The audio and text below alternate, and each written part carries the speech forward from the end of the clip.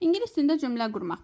Ən sadə cümləni götürək və onu yavaş-yavaş necə genişləndirə bilərik ona baxacağıq. Sadə bir cümlə götürürəm. Məsələn, mən içirəm. Mən içirəm. İngilisdə necədir? Adam, daha sonra hərəkət. Heç bir şəkilçi olmaz. Am, is, are, to, nə bilim, axırına hərəkət, naxırına ing, heç bir şey. Mən, nədir? I. İçmək nədir? Drink. Bu qədər. Sadəcə bu. Baxın, ortada heç bir şey olmaz. Burada ing yoxdur, amizar yoxdur, to yoxdur, for yoxdur, heç bir şey yoxdur. Adam hərəkət.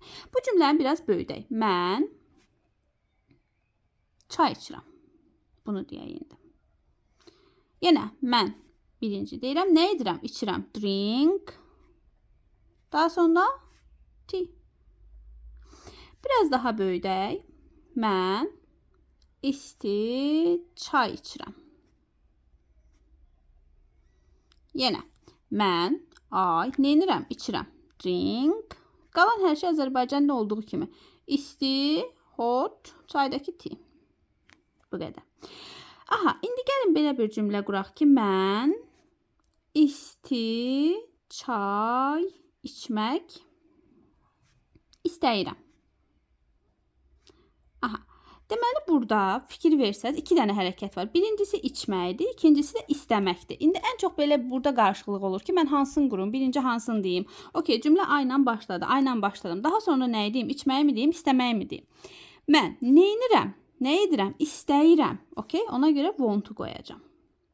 Belə də yadınızda saxlaya bilərsiniz. Axırıncı hərəkəti götürəcəksiniz adamdan sonra. Çünki mən nə edirəm, onu deyirəm. İçmək nədir? Drink.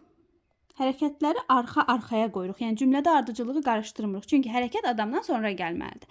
Burada bir dənə də şey var. Bu ikisinin ortasına bir dənə to qoyuruq. Yəni iki dənə əgər hərəkət varsa cümlədə, bu ikisinin ortasına bir dənə to qoyuruq. I want to drink. İsti nə idi? Hot.